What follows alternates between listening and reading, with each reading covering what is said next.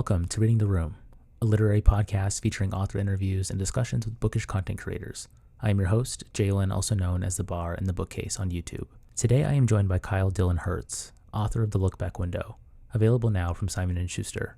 This interview with Kyle has been in the works for a while now. I heard about this book because I heard it was a queer debut novel that really focused on trauma and the law, all things that are something that I'm interested in. Before working in publishing currently, I was a lawyer. At the core of our discussion, we talk about trauma plots and the discourse around them and how Kyle thought about writing through trauma in this book. And we also, near the end, talk about Lana Del Rey, a musician who we both love and who inspired Kyle in many ways. To give a brief intro, growing up in suburban New York, Dillon lived through the unfathomable, 3 years as a victim of sex trafficking at the hands of Vincent, a troubled young man who promised to marry Dillon when he turned 18.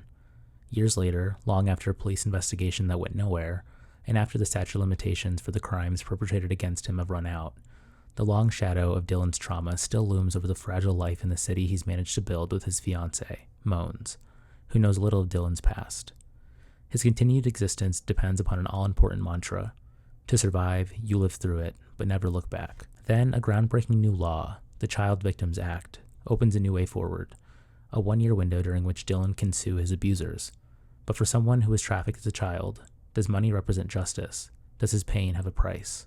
As Dillon is forced to look back at what happened to him and try to make sense of his past, he begins to explore a drug and sex-fueled world of bathhouses, clubs, and strangers' apartments, only to emerge, barely alive, with a new clarity of purpose, a righteous determination to gaze, unflinching, upon the brutal men whose faces have haunted him for a decade, and to extract justice on his own terms.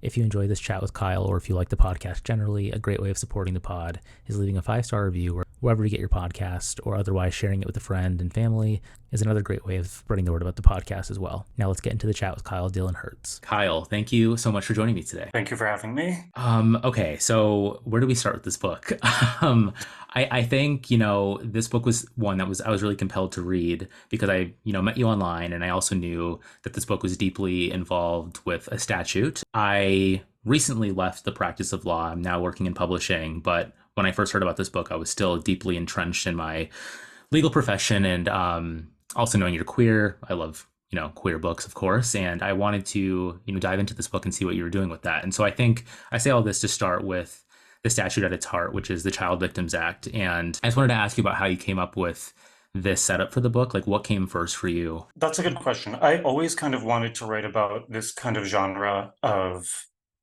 person because, I myself went through the Crime Victims Treatment Center. I was in treatment for, childhood sexual abuse. And so I knew I would always write a book, something kind of having to do with childhood sexual abuse and men, and specifically queer men.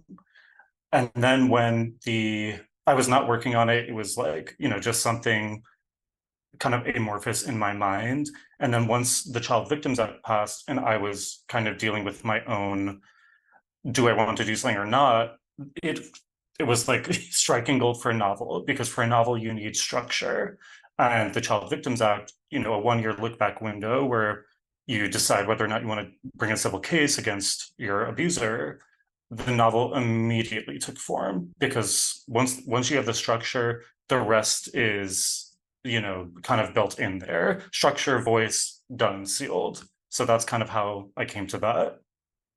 Yeah, I mean, it's brilliant in terms of how it, it gives narrative progression and suspense, because the entire time as you're watching Dillon, kind of grapple with his feelings about it, you're always, leading the reader up to that end of like, what is he going to do? And also giving, a deadline for doing it, it's a harrowing and kind of claustrophobic feel that it gives the reader, and in the most, I think, necessary and great way. I mean, I'm wondering, we're talking initially around this, but this book is deeply, looking at male sexual trauma. And one like topic that I'm constantly thinking about on this podcast, in a piece that I know many that went pretty viral, was the case against the trauma plot. And whenever I see, trauma in a narrative, I now think about that piece and how trauma is discussed in fiction. And are you familiar with that piece? Yes, of course. I wanted to get your thoughts on how you wanted to go about writing about trauma in a novel, and whether that piece kind of informed like later edits. I forget exactly when it was published, but just how you maybe think about that criticism of trauma narratives. Yeah, my stuff was pretty much already done by that point. And I there was this like PW article that came out, like a Writers to Watch article. My agent gave a quote for it saying that, my book was not what, the normal trauma plot books are doing, which is, I think, in many of these quote unquote trauma novels. I have two thoughts on this, but let me get through this one first, which is that, there's like some deep secret backstory where this traumatic thing happens, and it like is kind of used to make certain it's used to support certain decisions, and that characters make, rather than kind of being completely built into the characters' lives. And I think, Pearl Segal's right in that when it's kind of used in this way, like, oh, well, this character's acting like this because of this thing that happened back then, it's almost used like the moon orbiting the earth in a way, like something to kind of like something that's not fully integrated, something that is like giving like emotional weight to what's happening, and then also doing this thing where people act in like one way because of their trauma. And I think one of the things that my novel does is, in some ways, it's like every character deals with trauma in a different way in my novel. You have literally like, the five main people, Alexander, Dillon, Mons, James, and Matan, all utilizing different trauma philosophies. And all of them are different, all of them have different personalities. And I think you see in this book that there is not like one way that trauma affects people, and that there's no kind of, it's not really used as a device in my novel so much just as like a part of life. um of course. And then my other feeling about the essay, and this is actually not a feeling in the essay, but a feeling of like a cultural dismissal of like a trauma plot, which is just like, life is so fucking traumatic for every single person. The world we're living in, what's happening to people, is just like, it's traumatic. There's no way to write a book that does not in some way, shape, or form utilize trauma, and those that do kind of try to like elide the use of trauma in fiction. It's, to me, it's kind of fucking fake. It's just like, what world are you living in? Not mine. Yeah, I mean, absolutely. I think it's something you mentioned there that's really interesting that I hadn't particularly thought about is how you're using character in this book to explore those different assets of or aspects of trauma and how different people kind of consider it. I mean, I'm wondering for you in terms of one landing on Dillon as the central character and how he's processing this and we get his perspective versus the other characters. Like, how do you view character personally? Like, are you using them as like, do you have like a measured consideration when you go out, like when you're like thinking about this novel, when you're writing it, like, I'm gonna have these five characters consider this, or did you later kind of realize that you were doing this with character kind of subconsciously? I think, I mean, it's a little bit of both, right? Like, in some ways, you can't force anything in a book. As soon as you really are like, okay, well, this person is doing this, it's kind of, it's too forced. I mean, I've read many books like that. I went to grad school. I've read many manuscripts where people have an idea and they force an idea, and it's horrible. At the same time, as you're kind of working on it, you realize that this character is working in this mode, and this is how they're sort of going to be acting in this world, and you go with it and you explore it. I was, Cormac McCarthy. I was, after he died, I love him. I love his work. I think it's extraordinary. And Blood Meridian is one of my favorite novels. And one of the reasons why that book works so well is he kind of just like unleashes these forces in the world and allows them to interact with each other, obviously, like in a very philosophical manner. And I think I do kind of work in a similar way, or this novel works in a similar way, of you have this character who has this kind of mode of operating, um, and you just unleash it on each other. You unleash these characters on each other and see how they interact in that regard. But that's about as much control as, I kind of hope to have over that element. I really enjoyed this aspect of like how you frame this novel in terms of it kind of being like a revenge plot as well, and kind of Dillon constantly thinking about vengeance and what that means, tying back to the Child Victims Act. And I'm wondering, how did you think about the kind of vengeance underpinning of this novel? Like, was it something that was constantly top of mind while you were writing, or was it more so like a character focus that kind of then lent itself to the revenge? I think that the vengeance aspect comes from, in some ways, just my own life, in terms, not in terms of actually getting vengeance or revenge or whatever, but like as I went through, treatment, I really learned how angry I was, and really learned how to kind of utilize that anger in a way that helped myself, helped other people, and didn't shy away from the fact that, there is this emotion that can be really, really beneficial to people's lives. Because one of the things when you go through trauma therapy, at least for me, was I just had no contact with my emotions for many years. And as I sort of reacquainted myself with my own emotions, I learned that the only way that I could live was to give each emotion its proper due, which means like like the truth is I like cry every day. And sometimes it's over something like little, something it's over something beautiful, something it's just getting a drink with my husband and we're having a conversation and like, there's some tears involved. And other times there's, you know, I've just felt so angry at stuff that's happened. And instead of suppressing that, repressing that, acting on it, in not in terms of exploding, but following that impulse to say, like, figure out why I'm angry and what I could do to sort of, right a perceived wrong. And I think Dillon, as a character, I really, again, going back to like philosophy of trauma or philosophy of emotion for a character, Dillon is really angry. And I kind of followed that I followed that for him and chose ways to show, how can benevolent rage work toward achieving a goal. In terms of this being a novel and just knowing this is your debut and kind of considering what you just said about processing your anger, and being in treatment and all these things, like I'm wondering, was this novel something that, I guess, how did you come to write this novel? It's a very broad question, but like when did you know you were ready to write this? Did you ever feel ready to do it? Or like did it feel like something that was another way of you processing kind of your own feelings about these topics? Or did you kind of have to process them first and then feel ready to kind of put them in a novel form? So while I was actually writing this book, I was, like I said, in treatment with this guy, the Crime Victims Treatment Center, doing my own thing, and had been working on this novel kind of at the same time. And it was an extraordinary experience in the sense that I had this space where I could, talk about my own life. And then I had this space where I could talk about what I was working on, which was something of like a parallel life. Dylan and I are very different. The actual details of what happens to him are different, although the narrative superstructures in some ways do resemble mine. And I spent a lot of time talking with my therapist about this book and talking about, the themes, talking about the interactions, talking about the explicitness.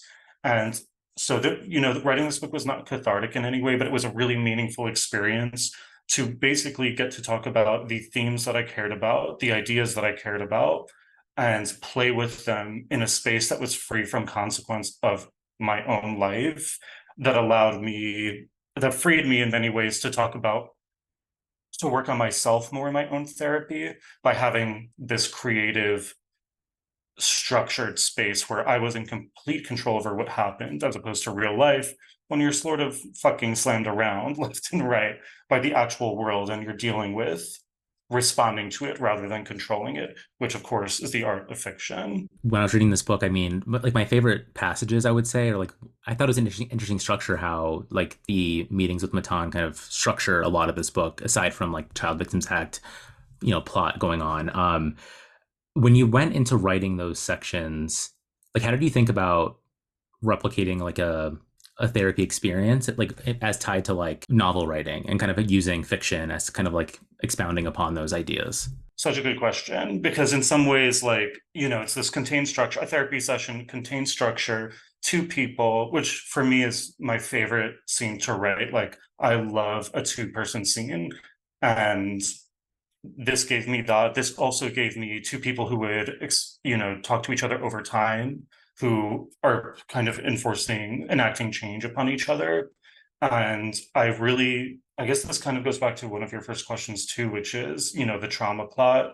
Something that I also like really, really fucking hate is when people talk about like trauma or violent trauma or, rape, sexual abuse in these ways that I think culturally we have this way of speaking about it as though you can never recover from certain things, as though there is no treatment for certain things, as if there is like the wound and it just festers and then you fucking die, which is not only just like not true, but I think kind of a malicious idea because what the fuck does that do to people? Like it's a scary, trauma is terrible enough on its own. And so I spent many years just being walked around by life, kind of feeling in some ways from how I saw these ideas talked about as if I would just be like an insane person forever. And then I happened into this treatment program where I learned there's literal treatments for this. So for these specific therapy sessions, like I really wanted to replicate these treatment ideas, show that like these are the ways that people are taught to recover from these things, in some ways of course to push back against like the trauma plot of like this horrible thing's happened and you're fucked forever. So it was important to me to do them justice, and I even sent my therapist the book after, because I graduated from the treatment program after many years of being in it, and met with this therapist after, gave him the book, and he said to me that as he was going into it, he was like, okay, like I wonder if I'm going to agree with the representation of trauma treatment in this. And he did. He was like, you did a good job actually showing what this like. He was like, there's times that I would have done things a little differently, but overall like this is really representative. And that was important to me because that's also part of the growth of the book and the character too, which is like the pressure to not let the trauma plot derail you from life permanently, to not let trauma derail you, and to kind of change quickly because of the superstructure of the look back window. Yeah, and I think I have two questions here, and I hope it's not too convoluted. But I mean, one pressure that's really playing on him too with that kind of idea of recovery and getting better is Moans, and how Moans is, trying to process what's going, like doesn't know everything that happened to Dillon, trying to process it in a relationship and in a marriage. But also, I think it's interesting how as the novel goes further, I didn't write this down specifically, and I hope I asked this in the right way, but like there's this idea and there's this line in the book where Dillon's considering sex that he's having in the present moment of the narrative as like rebirth, or as something like regenerative, or like something that can give him another, I guess, shot, or like another, yeah, I guess rebirth. And so I'm wondering, it's also, contrasted with these very violent depictions of sex from his childhood, and thinking like you're kind of balancing violence and then also joy in sex, and then also counterbalancing that with like the marriage aspect with Moans. And so I'm wondering, how did you balance all of those ideas with sex throughout the book is the question. All this stuff is so related because a lot of it is informed by like really not wanting to write a shitty book, and B, not wanting to write a shitty trauma book, because some of the cultural depictions of rape victims are kind of like sexist depictions, are these like people in like almost just like rape turns you into this kind of like monk or something, this like unwilling monk who's like walking around sexless, or of course occasionally on the other side like a sex crazed maniac. And most people, not most people, but a huge portion of the world is sexually assaulted, and most of them go on to have sex lives. Most of them go on to have joyous sex lives, which is not to say it is not hard at times, but these things of course are much, much, much less binaristic. It's like, okay, you get raped and then you're scared of sex forever and you never have it again and you have no pleasure. I needed that the full spectrum to be available, to Dillon and also to the reader, and then also to be as equally explicit in some ways. Because one of the shittiest ways people write is that they give too much weight to certain details. So in a shitty like trauma plot, in a shitty trauma narrative, you know, people do it in like two ways, one of which is, you know, kind of almost like off-screen rape where it's kind of like hinted at, which I find in some ways strange. I find it upsetting that people don't show the explicit violence of these things because they, want to comfort a reader. And I just fundamentally believe like if what you're writing about is upsetting, like let it be upsetting. We should not be, sanding away the rough edges of violence in order to comfort a person, because rape should not be comforting. It should be upsetting. And I think the more that people in our world get into contact with these upsetting, violent things and just learn to live with it, the easier it is to actually make change and to get help. So that, is one part of it. And then the other part of it is, just the ecstatic part. Like I wish any character, any person, the full ecstasy of feeling pleasure.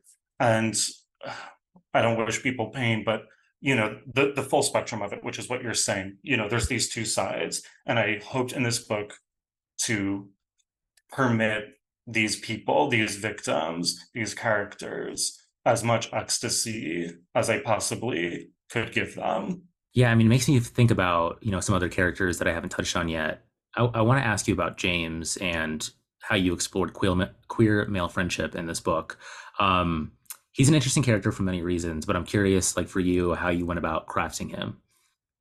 Okay, well, I'm curious what you thought of him first, because this seems to be it's so strange because the book in many ways like doesn't, obviously there are like villains, that there are bad people who do awful things, but there's no major like villain. There, whatever. And the book tries to look at people, or I try to give a kind of full view of people, for better or worse. And people have like a very interesting response to James. So I'm curious what your reaction was to him. I guess my response would be that I found it hard to like pin down what I thought about him, which I think is maybe intentional on your on your part, but I think it kind of lends itself to, I guess why I asked you this question is because I think rooting him in this idea of like queer male friendship and how he both helps and doesn't, I guess, Dillon. I think it's just, I guess what I want to say is he feels very real. And that's kind of what I landed on for him. I didn't really put a moral judgment on him necessarily when I was reading. I just thought he was an interesting device that you use, or an interesting aspect of Dillon's character and kind of very nuanced and layered that I wasn't really sure how I should feel about him, which maybe that's a bad answer, but I don't know. That's how it was. I think most queer people that I know have these kind of like annoying, very close friendships with people, where with other, queer men and other queer men specifically, where there's history, there's a bit of sex, there's a bit of just like being young and stupid, and a lot of that is in the James and Dillon friendship, which is layered because there's previous romantic history, there's previous betrayal, and it's something that when you're a little bit older, you very clearly realize there's a time limit on this, and neither of these characters, not people, know it yet, but they are really experiencing the end of it. And many people find James annoying, which he kind of is.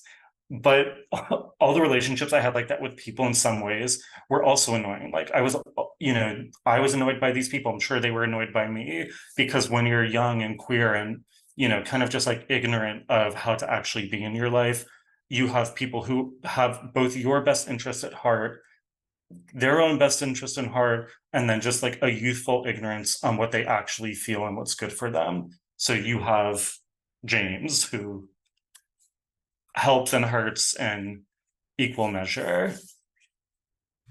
Yeah, I mean, so I guess we'll just round out with like all the characters here. I mean, with Alexander, another interesting character for many reasons, but I mean, with him, he's I think very necessary to the plot and comes like in an interesting way in terms of his relation to the Child Victims Act and carrying like, the second half of the novel. I mean, how did Alexander come about for you? All again, like love a two-person scene, love Mm. just like two people who are different, kind of coming at each other. And in a novel, like I really appreciate when, of course, there are, different characters, when it's not just like people who are alike kind of talking to each other. I actually like really dislike a contemporary style of book. Like, I think people have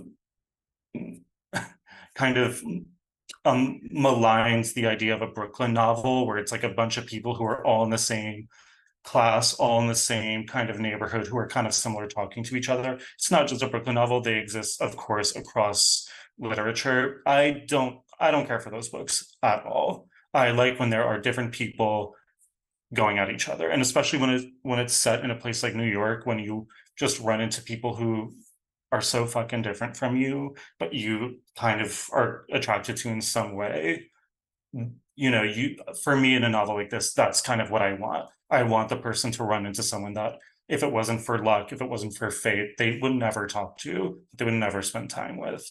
And Alexander is the opposite of Dylan in many ways. He's kind of proper, he's kind of, more educated, he kind of like knows what the world expects of him and is sort of successfully meeting that, while simultaneously, of course, wanting to engage in a bit of like cultural taboo. Cultural slumming is how I think Alexander would consider his relationship with Dylan, as just like slumming it a little bit with someone you are connected to, for worse, because of the traumatic, connection they share. And that tension between those two, one thing I realized that you were doing really well in the novel, that it read so seamlessly that I hadn't thought of it actively, but with their dynamic, I realized how well you write dialogue, and their tension together, I think really shines like in how you write it. So I'm wondering, I think dialogue is a tough thing. Or I think it would be for me if I ever try to write something, but how do you think about dialogue? And how do you try to write it well? I mean, it's in many ways it's trial and error. It's really, in grad school, one of the people that I studied with was Zadie Smith, and she has this thing that once you hear it, you can't fucking unhear. And her line is, "That sounds nice, but is it true?" And this is mostly directed at figurative language because, of course, in an MFA program, you have a lot of people who are just writing in an imitative way and then also writing for compliments, writing out of a place that is a good place, which is, I love language. Like, I love reading books. I want to create this flair. But when you write like that, it is very easy for something to be beautiful, but also not to be true, I which is why I prefer truth over beauty when writing comes.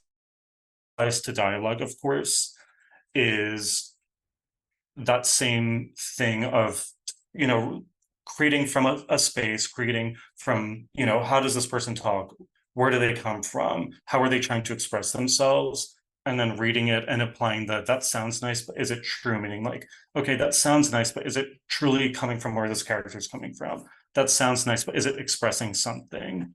And that, I think that goes in the creation of dialogue. And then I also think there's this idea that comes out of writing programs, which is that nothing should be wasted, meaning like, there should be nothing extraneous, that everything needs to communicate something. And yes, like I do think overall everything must move the plot forward, but I also think you do need that extra line, you do need that extra thing, and without it, the truthiness goes away. Like, we don't just dialogue obviously isn't real speech. It's, purporting to be.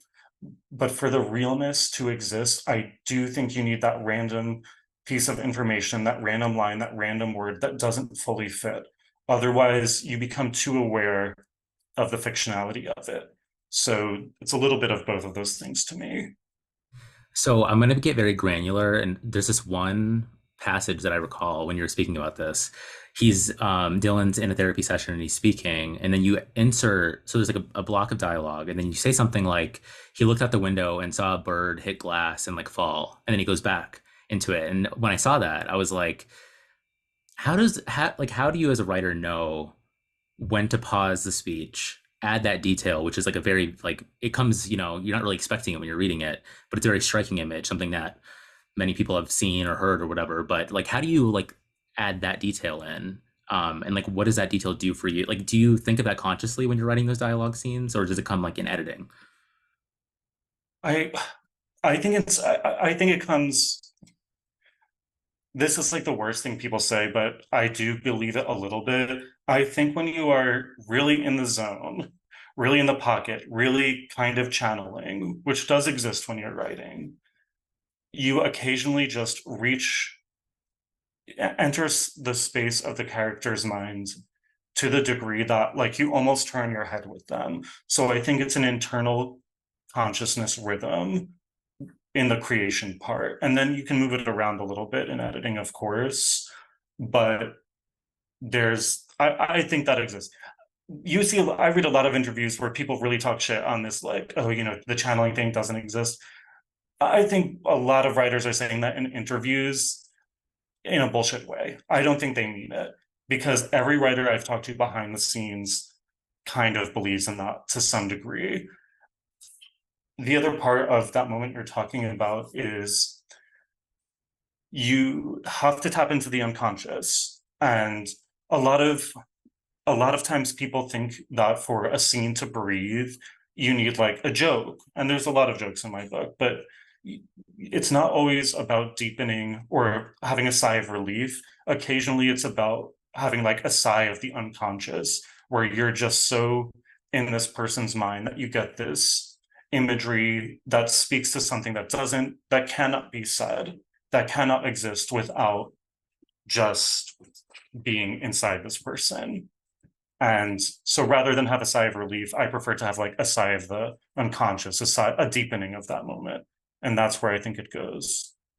Yeah, I mean, I think that's why I love reading novels so much, is because like, it's the boundless potential of doing that. And it's so like a unique way of getting at that. And I mean, even one other thing that you do from a craft perspective that I thought was really interesting is there's occasional, changes near like end of chapters, for example, where you switch to like second perspective. And like, how do you think about doing that? Like, is it, I don't know, it seems like I don't often see that in novels, I guess. And I'm just wondering like if that's, I don't know, from like what you've learned in school or something. Like, I don't know, it's a very craft question, but I think it's interesting how you do that. I think part of what part of why I love my own book is that I think it breaks a lot of rules. Mhm. And I think it does things that you're not necessarily supposed to do, or it it's free enough to be its own thing because you're not supposed to switch perspectives. Like, that would be taken out in workshop, which is also why I did not workshop this book, because I knew the second people had eyes on it, it would be dead, because I would have other voices, and Dylan's voice was so true in my mind that it was I didn't want anyone to touch it.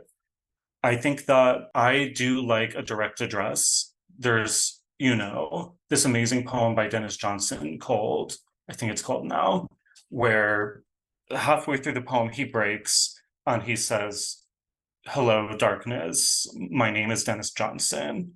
And I love that moment, like a direct address, like someone really, in some ways, talking to the reader.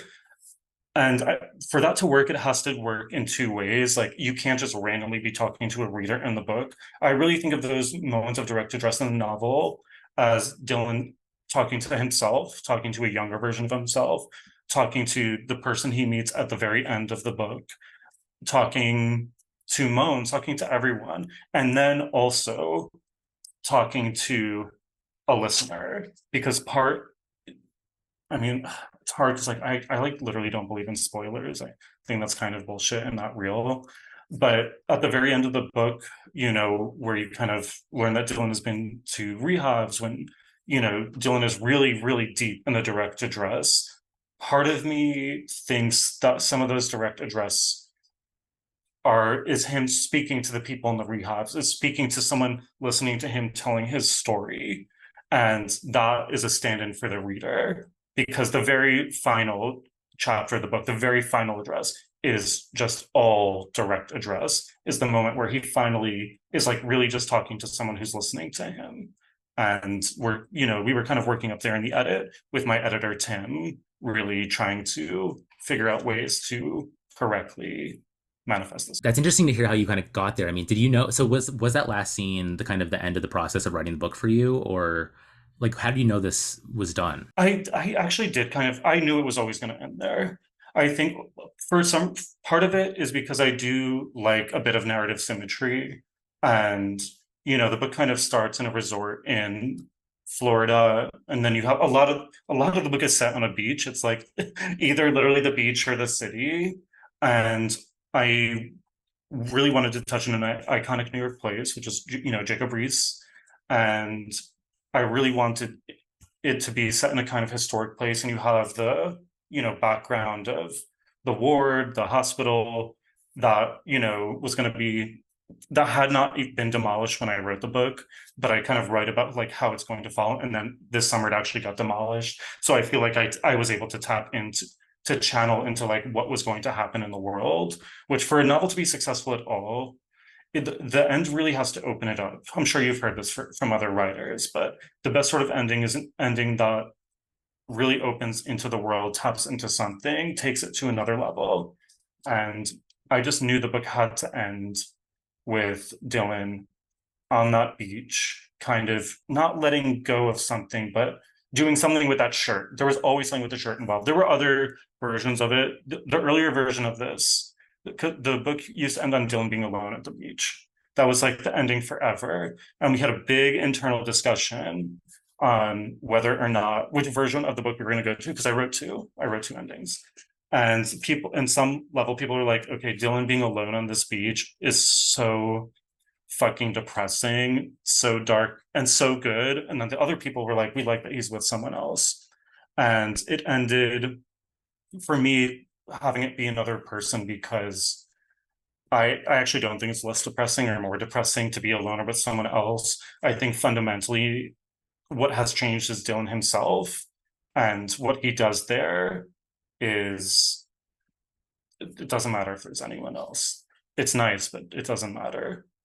And I guess to say one other thing about the ending, there part of living with trauma is really never having answers, is never fully getting what you want to get because you can't. What happened to you happened to you. And so nothing in the book is the external events in the book, the investigations, the FBI, the police are really left open-ended. And so I needed an image to work that tapped into the fact that there is this kind of like eternal livingness, liveliness of living with, violent trauma. And that kind of scene there does that for me, taps into it. So hopefully for readers, it works too. I don't know if that makes sense. Yeah, no, it definitely does. I mean, I want to ask you, so before we get into book recommendations, I always close it out with that. I want to ask you about two artists, one of which I know has inspired you, one I don't know. So I'll start with the one I don't know. Is Dennis Cooper an inspiration for you at all? Like, have you read him? I actually have not read him. I do think I read a bit of one of his books a while ago and just never just like had the time. Like I have it, I want to get to it. Because of course everyone tells me like, Kyle, you're gonna fucking love. Mhm. Yeah, I What do think you you'll what do you love. think of this? I should read. I think so. I've only read two of his books. I read The Sluts and I read Closer. Sluts is like one of my favorite books of all time. And it's formally weird. I would recommend that. I had a similar feeling while reading your book while I did while reading his. And so I was just curious. But I would recommend that one. And then I know, so I want to ask you about Lana Del Rey. I have to, because she has an epigraph in the book. So I just I wanted to like round out just talking to you about Lana because I never talk about music on the pod, but I know she's an inspiration of yours. And Is there anything you want to say about how she informed like you as a writer or this book? Yeah, I really think she's one of the greatest writers to ever exist. For a while, I was jokingly saying like, okay, Bob Dylan won the Nobel, like it's time for Lana. I think her writing is incredible. The music, all of that, incredible, really meaningful to me. I think one of the things she does really well is taps into is borrows from many different genres, and I love that. I think that's just like so absolutely propulsive, and writing the look back window, like it's one of the in published talking to like publicity and marketing at first. It was kind of funny because we were trying to figure out like, okay, what's the plan? Because the book borrows from a ton of different fucking genres: mystery, crime, legal thrillers, romances. Like there's porn, honestly, because there's like you've read, there's some scenes in the book that are deeply, deeply like sexually explicit. And Lana does this as well, borrowing from all these different genres, being quite explicit as well, to the point where she obviously gets in trouble for some of the things that she's written in her songs.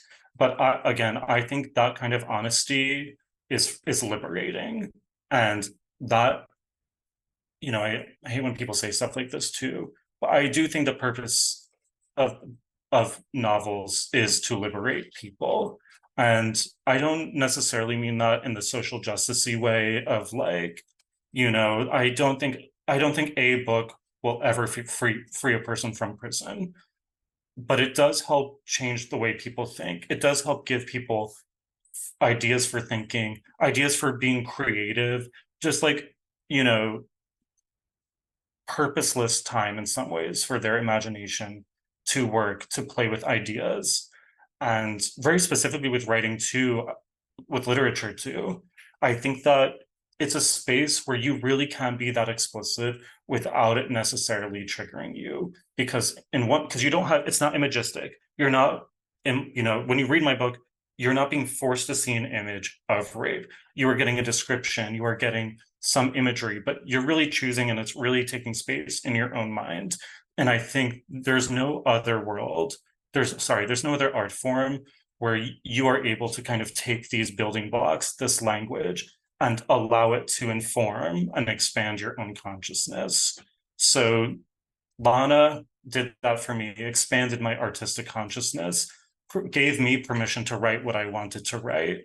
And I hope in turn that, that is what my book does for other people, which is like add to their internal vernacular, add to their imagistic vernacular. And in some ways, with the subject matter of the book, liberate them into deeper thinking, deeper feeling, and a deeper way to figure this stuff out. Beautifully said. I don't even know what I can add to what you just said, but I feel like Lana, for me, she's very formative for me as well, not as like an artist, but just like as a listener. And with reading your book, and I think it might come through in my questions, is I felt deeply challenged by your book, like in the best way possible, in terms of how to like grapple with it, and then also knowing I was going to speak to you about it, like what do I ask Kyle? Because it really like it gets under your skin in the best way. I mean, all of these things in a positive way. Like it's deeply challenging. It makes you question your kind of own ideas about what the novel can do as a form, but also like how you explore these very deep and real things through the kind of capacious form of the novel. That's what I'm always looking for in fiction. And I feel like Lana, similarly, like there are many songs that I've listened to of Lana's that I feel like I'm still like, I don't know, like I'm still grappling with. And I feel like there's endless like layers to what she's doing. I don't understand how she does what she does. I don't understand how you do what you do. But like having this conversation, I feel very, fortunate to be able to talk to you about it, because it's refreshing to find something that feels like the writer you're so deeply passionate, and it's so clear in your writing and your personhood, like online as well, how hard you've gone for this book, and just like it's really incredible to see. And so I'm just so glad to be a part of the conversation. But I guess I know I'm rambling, but I just wanted to commend you for just how passionate you are in your writing. It's so clear, and like it gives that feeling in the reader, which I feel like is a rare thing to find. Well, thank you. I mean, I did want Dillon specifically to feel like very intimate with the reader, because one of my favorite feelings on earth is when you meet someone and they just talk to you like your friend, like you've known them, like there's none of the bullshit stuff. And I think Lana's music does that. Like you encounter someone's persona, someone's intelligence so clearly. I tried to do that with Dillon too, is that where what he said to you, he was treating you in some ways like a best friend, someone who he could fully unleash his consciousness on. And that's what Lana does. That's like in a way that's just crazy. Why I like walk around the streets listening to Tulsa Jesus Freak over and fucking over. Yeah. Do you have a Yeah. favorite of hers right now? So one of my favorites, I would say, so what is my favorite? The first one that came to mind is Cinnamon Girl. I love that song. But I would also say Sad Girl from Ultraviolence is underrated in my opinion. I love that song. What about you? What's your favorite right now? I mean, I love Fishtail off the new album, Tulsa Hmm. Jesus Freak Forever.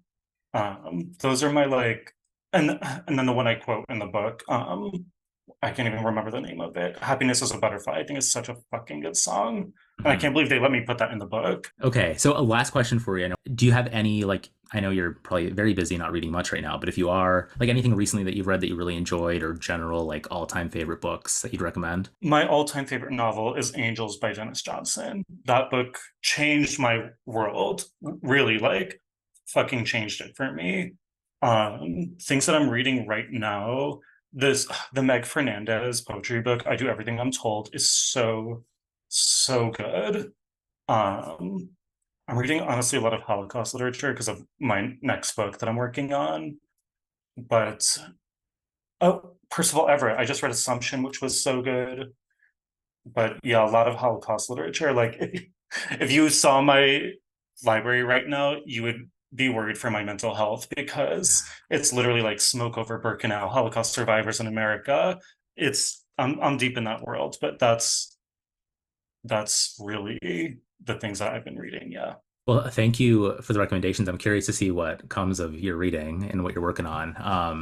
And I hope you have, a fantastic pub week. And I'm sure you're going to be, there's a lot of, I wish I can go to the Megan Nolan event. Sounds incredible. Is it going to be Oh, live she's streamed? amazing. It's not gonna be live stream. Her book is so fucking good. I It's have it right here. crazy. Literally. And her do you have her new one? Yeah. So that's the one I Oh ordered yeah, from yeah, the yeah. UK, but yeah, so I'm excited to get to It's it. so good. It's amazing. You have to talk to her. Literally, she's a friend of mine, but she's fucking amazing. Yeah, Acts of Desperation is like, ooh, I love that book so much. And the paperback version is very like similar to Reading the Room, the look of it, which I love. But yeah, Megan's amazing. But so thank you, Kyle, so much for coming on. This has been such a treat. I've been looking forward to this, and I'm just so glad to have you to be a part of the publication of this book. I think it's so important, and I'll be raving about it all year and going forward. So thank you. Thank you.